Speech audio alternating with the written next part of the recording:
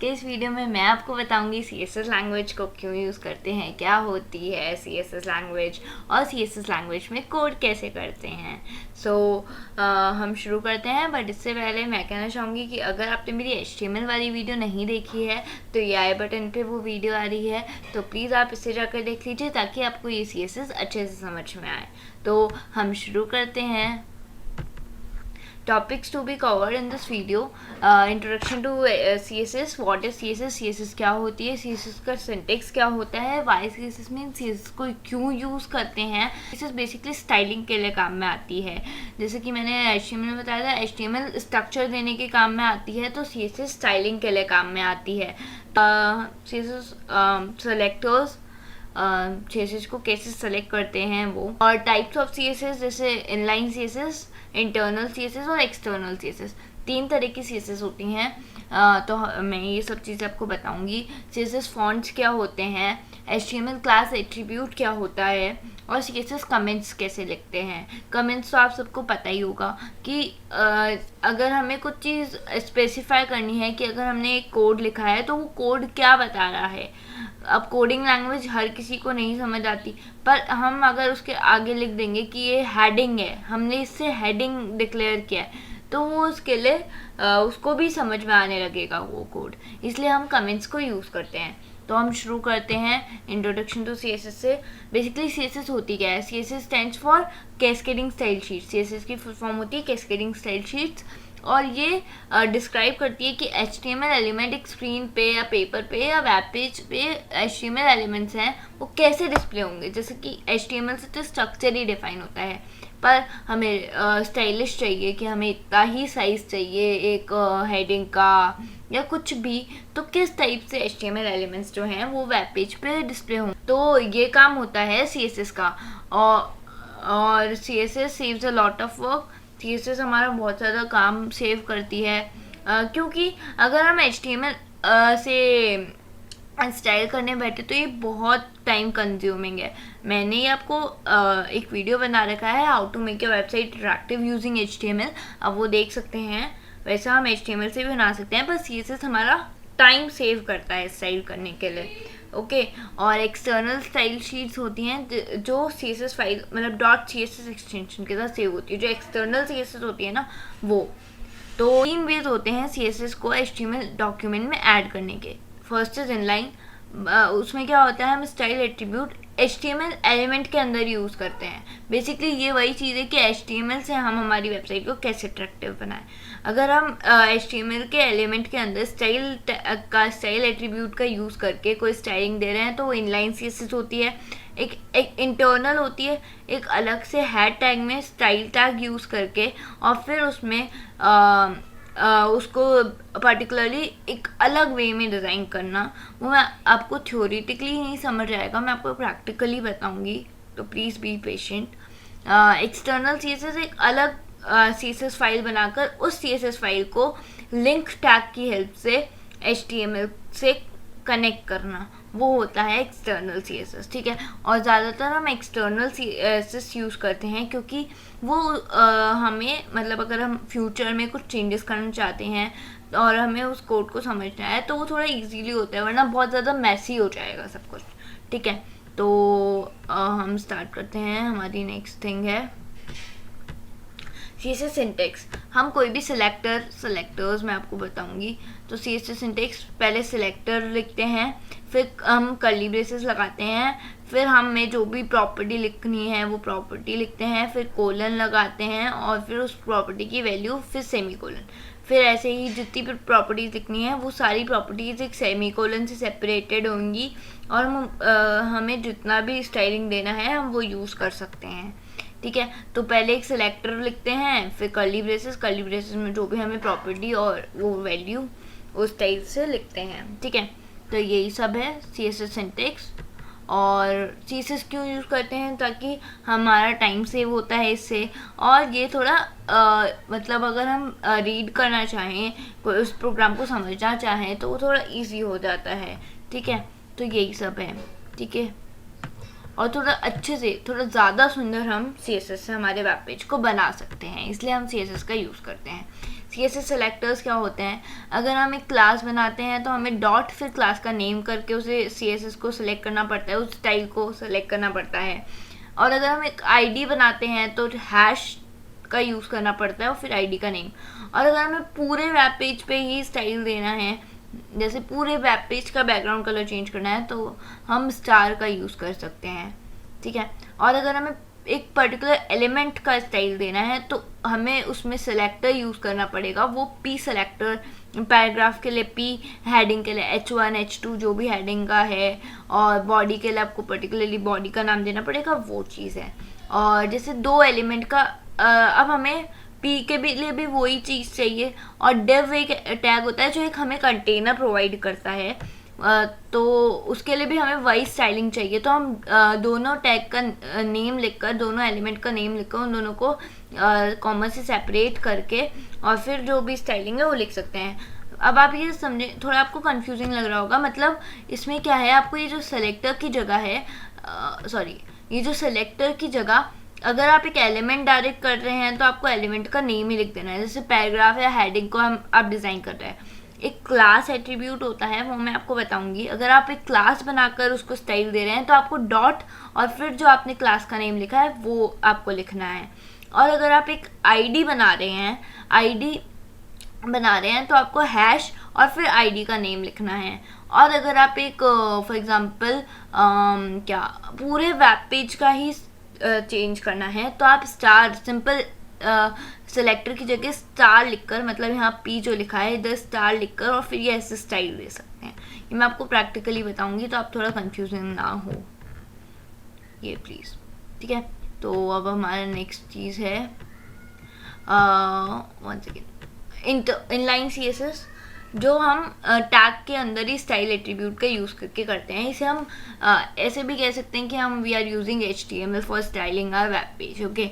और internal CSS होता है कि हम हैड में स्टाइल टैग का यूज़ करके और इस टाइप से हम उसके अंदर जो भी हमें स्टाइलिंग चाहिए वो यूज़ कर रहे हैं, ठीक है। और एक तो एक्सटर्नल CSS होता है, इसमें ये HTML पेज होता है, लिंक टैग का ऐसे इस तरीके से यूज़ करके यहाँ पर hreffer में हमें जो भी नाम से हमारी स्टाइलिंग का जो CSS फाइल जिस नाम से सेव करी है उसका नेम यहाँ देना होता है और उसको HTML पेज को CSS पेज से लिंक करना होता है। जैसे इसमें ये तो HTML पेज है H1 और P, अब इधर इसने स्टाइल किया है H1 P और बॉडी को, अब इसका नाम है style.css से इसने अपने PC में सेव करा है, तो इसने यहाँ पर लिंक टैग का यूज़ करके HTML पेज में इसने CSS फाइल को लिंक कर दिया। तो अब जो ये हेडिंग है उसका कलर ब्लू हो जाएगा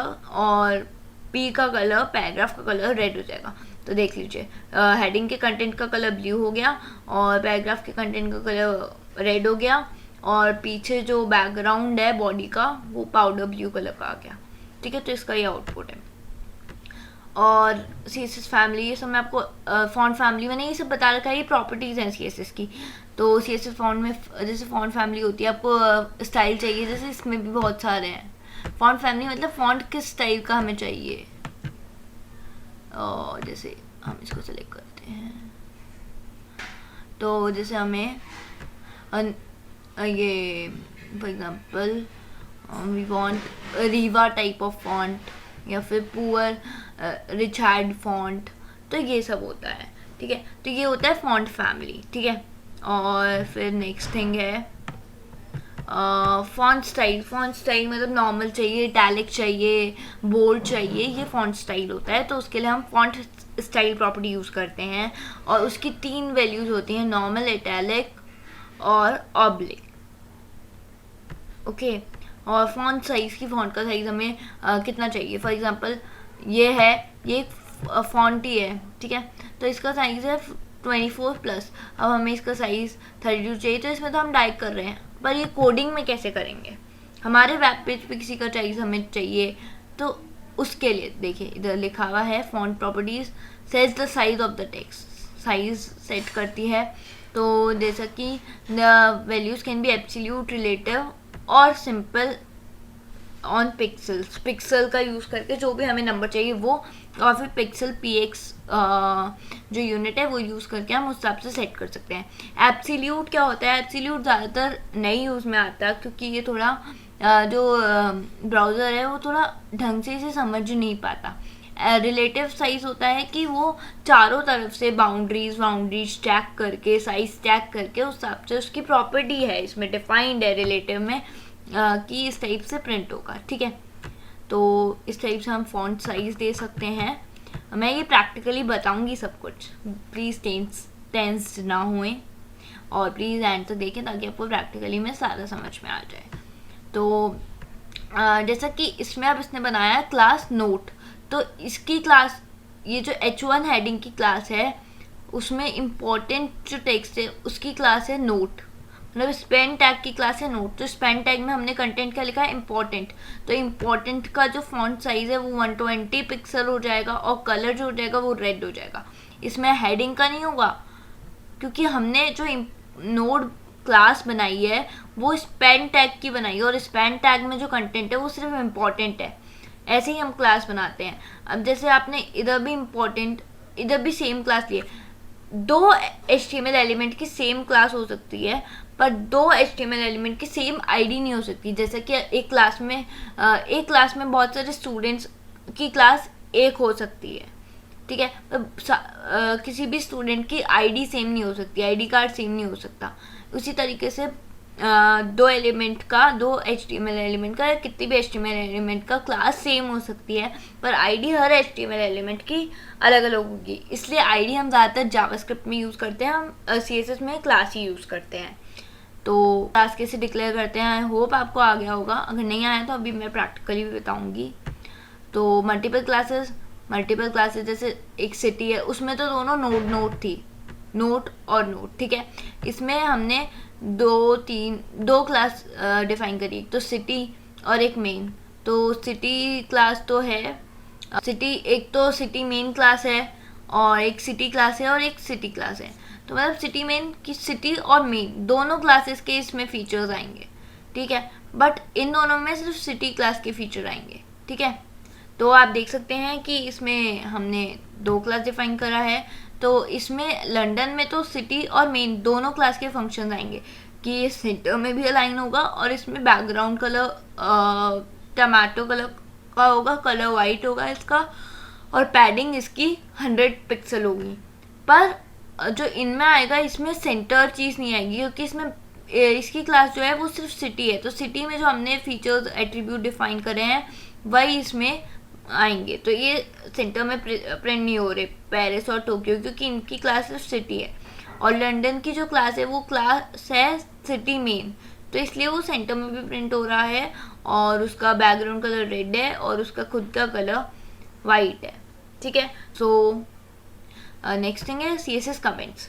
तो CSS कमेंट्स मैंने आपको बताया कि ये क्या होते हैं, वो कोड को एक्सप्लेन करने के काम आते हैं। और अगर आपको कभी सोर्स कोड को बाद में चेंज करना हो तो आप उन कमेंट्स को पढ़ के जल्दी से समझ जाओ कि क्या चीज़ मैंने इसमें की थी, इस वजह से ज़्यादा। और वैसे भी ये ब्राउज़र के द्वारा तो कमेंट्स इग्नोर ही होते हैं, प्रिंट नहीं करता ये वेब पेज पे ब्राउज़र, ठीक है।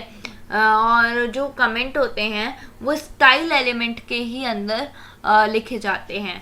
CSS में कमेंट्स हम कैसे लिखते हैं, / फिर स्टार, फिर जो भी हमें कमेंट देना है वो कंटेंट, और फिर स्टार और /, ठीक है। ये कमेंट लिखने का तरीका है। जैसा कि आप इसमें देख सकते हैं ये सिंगल लाइन कमेंट है और मल्टी लाइन कमेंट भी हम ऐसे ही लिखते हैं। कितनी भी लाइन्स लिख दीजिए, लास्ट में पहले तो / और फिर स्टार, फिर लास्ट में स्टार पहले फिर बाद में /, ठीक है। तो अब मैं आपको प्रैक्टिकली भी बता देती हूँ। सो ये एक टेक्स्ट एडिटर है, ये बहुत सारी लैंग्वेजेस की कोडिंग के लिए काम आता है।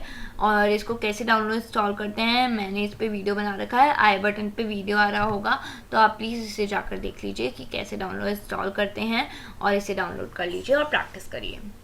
सो सबसे पहले हमें एक न्यू फाइल फोल्डर ओपन करना पड़ेगा। तो हमने इसमें न्यू फाइल फोल्डर ओपन किया है, इसको हमें सेव करना पड़ेगा।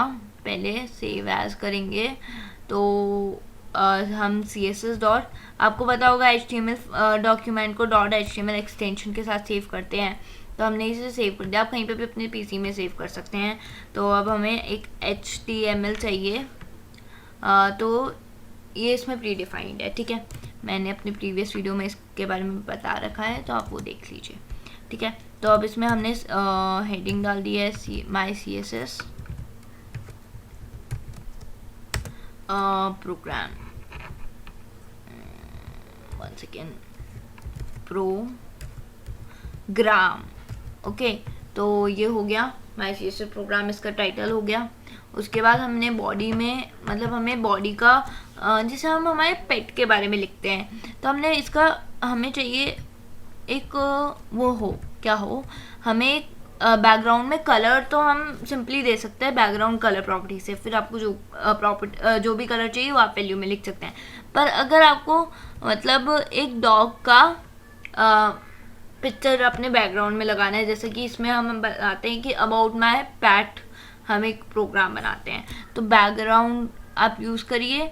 सो सबसे पहले हम हमारे ब्राउज़र पे जाएंगे, ब्राउज़र पे हम सर्च करेंगे डॉग पिक्चर, ओके, और फिर जैसे इमेजेस, एंड फिर हमें जैसे ये पसंद है, ओके, तो इसे हम सेव इमेजेस करेंगे, और आपको वहीं पे ये पिक्चर सेव करनी है जहाँ पर आपकी HTML डॉक्यूमेंट सेव है, ठीक है। तो मेरा HTML डॉक्यूमेंट यहाँ पर सेव है, तो हमें इसको सेव करना है, डॉग के नाम से सेव कर देते हैं, डॉग, ओके। तो हमने इसे सेव कर दिया, ओके। तो अब इसकी, आप प्रॉपर्टीज़ में जाकर इसको देख सकते हैं कि किस टाइप की फ़ाइल है।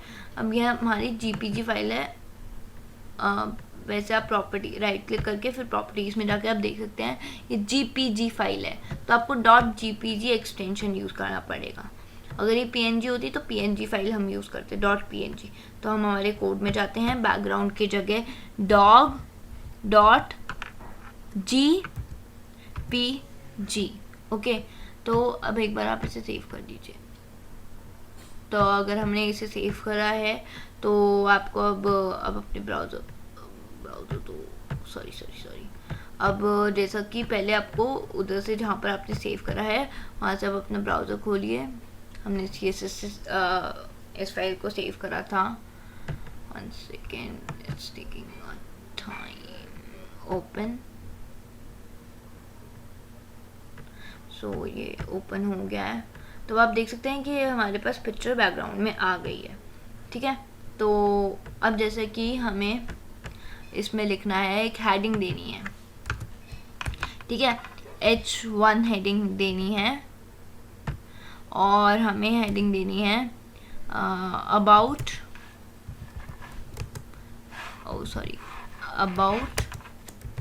My pet, okay. ये हमारी हेडिंग हो गई, और फिर हमें एक पैराग्राफ लिखना है, ठीक है। अब हमने पैराग्राफ लिखा, my dog name is brownie,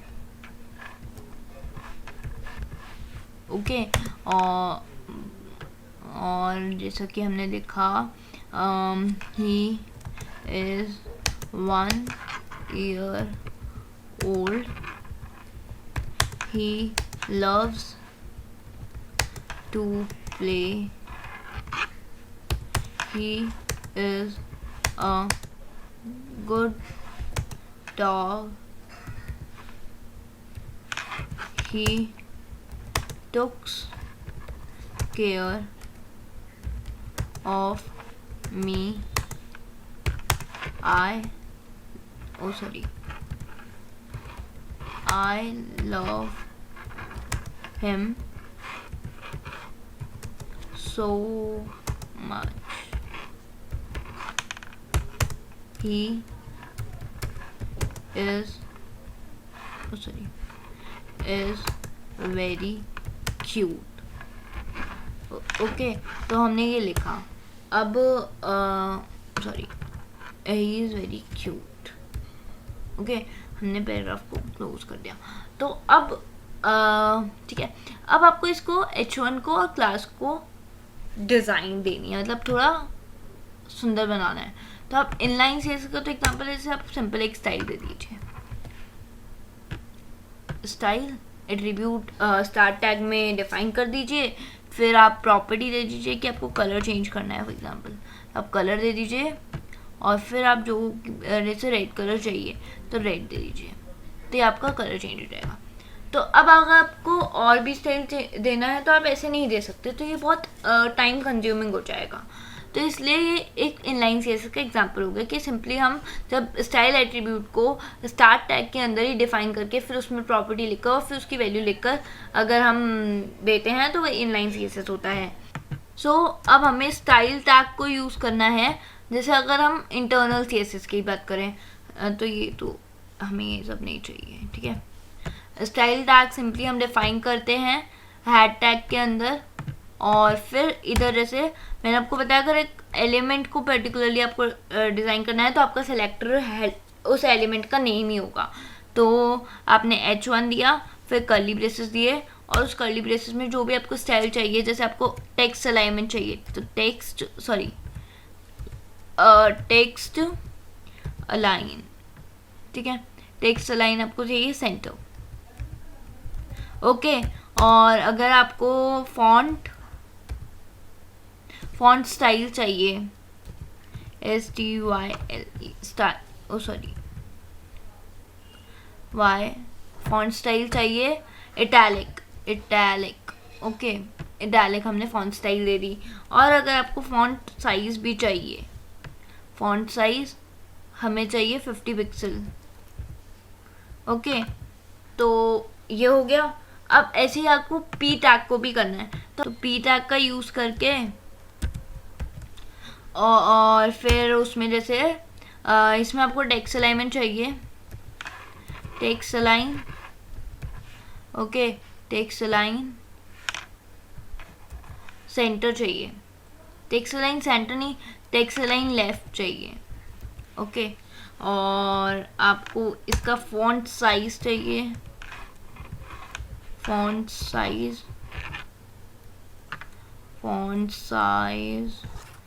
you want approx 25 pixel, okay, तो 25 पिक्सल हो गया।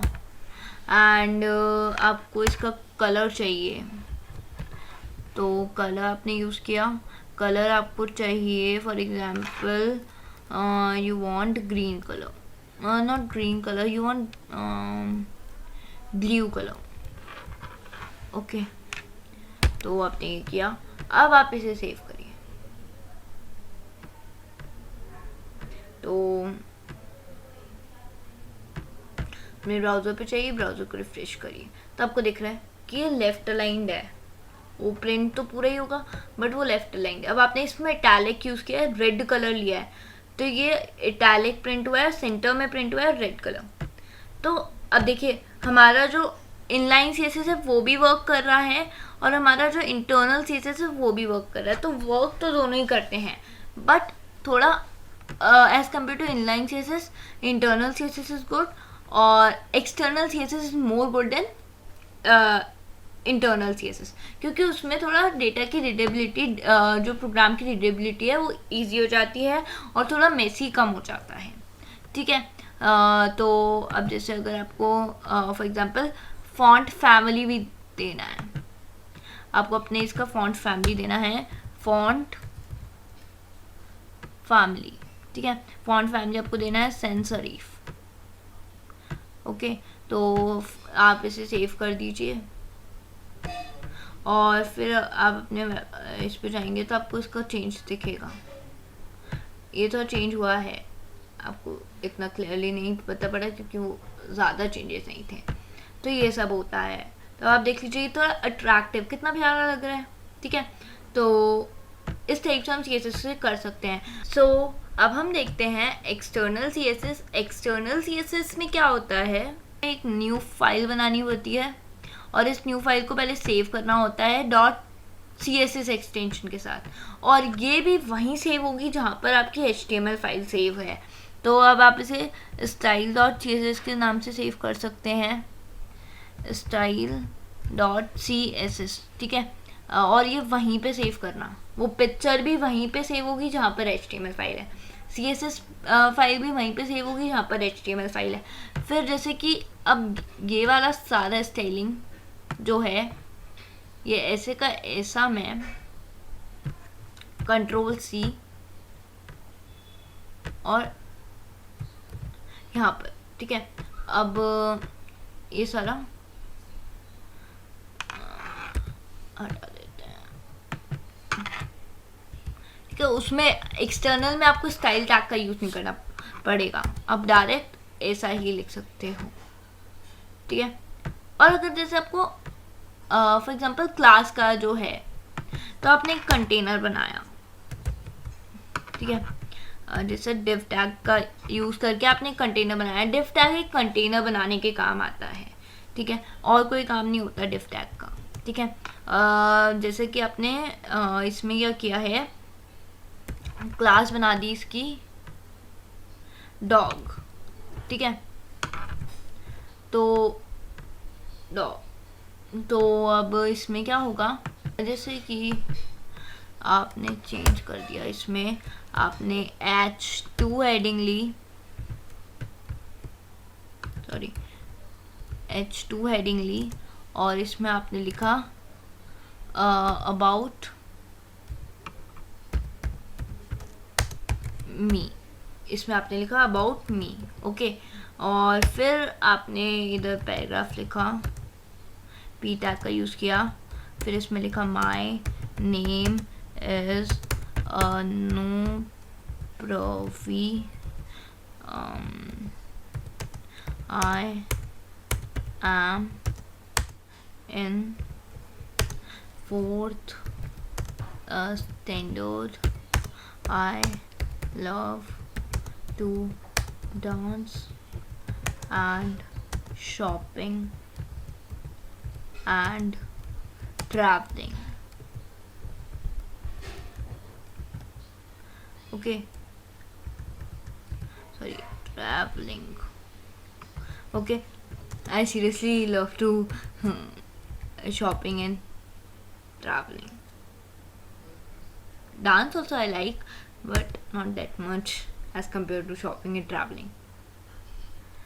So ये हमने एक पैराग्राफ लिखा, तो आपने इसकी क्लास बना दी डॉग। तो अब मैंने आपको बताया था कि हम क्लास को कैसे सेलेक्ट करते हैं, डॉट और फिर क्लास का नेम। तो हमने वही किया, डॉट और फिर क्लास का नेम था हमारा डॉग, तो हमने वही यूज़ किया। अब फिर हमने कर्ली ब्रेसेस यूज़ करे इसमें, तो हमने इसमें क्या किया, हमने कलर लिया और हमने कलर दे दिया येलो, येलो, ओके, ओ सॉरी येलो, ओके। और जैसा कि हमने एग्जांपल लिया, जैसा फॉर एग्जांपल हमने टेक्स्ट डेकोरेशन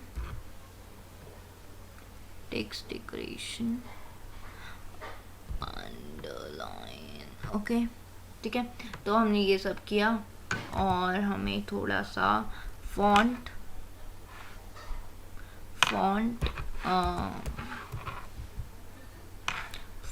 स्टाइल हमने लिया, फॉन्ट स्टाइल, और हमने ऑब्लिग ले लिया फॉन्ट स्टाइल, ओके।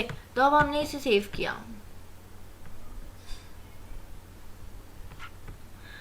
हम इसे एक बार अलाइन भी कर देते हैं, टेक्स्ट अलाइन हमने लिया, टेक्स्ट अलाइन, ओके। तो टेक्स्ट अलाइन हमने लिया सेंटर, ओके। तो अब आप देख सकते हैं, फाइल सेव करिए और फिर हम अपने ब्राउज़र पे जाते हैं, हम इसे रिफ्रेश करते हैं। हाँ, क्यों नहीं आया, क्योंकि हमने HTML फाइल को सेव नहीं किया, ठीक है। तो हमने इसे सेव किया नाउ। अब हम फिर से हमारे वेब पेज पे जाते हैं, तो अब आप देख सकते हैं ये भी इधर हो गया, इसका जो स्टाइलिंग था वो भी सेट हो गया, इसमें भी कोई स्टाइलिंग नहीं आया क्योंकि अब हमने एक्सटर्नल CSS का यूज़ किया है, तो हमें एक्सटर्नल CSS को लिंक तो करना पड़ेगा। तो उसके लिए मैंने आपको बताया था लिंक टैग का यूज़ करेंगे, ठीक है। और फिर इधर जिस भी नाम से हमने सेव किया है उसको लिखेंगे, ठीक है, और फिर हम सेव करेंगे। तो अब आप देखेंगे जो चेंजेस थे, अभी तक आपका वापस वही हो गया। अब ये रेड कलर का क्यों आ रहा है, क्योंकि इसमें हमने इनलाइन CSS का यूज़ किया था, देखिए कलर रेड इसलिए आ रहा है। बट जो सेंटर का था इटैलिक जो चीज़ थी वो हमने इंटरनल से अब एक्सटर्नली कर दिया है। तो हमने अभी तक वो अटैच नहीं करी थी HTML फाइल से, पर अब हमने वो फाइल अटैच कर दी। तो अब आप देख सकते हैं कि ये ब्लू में हो गया, ये वही इटैलिक, और ये अबाउट मी सब अंडरलाइंड में आ रहा है, और ये सेंटर में प्रिंट हो रहा है, ठीक है।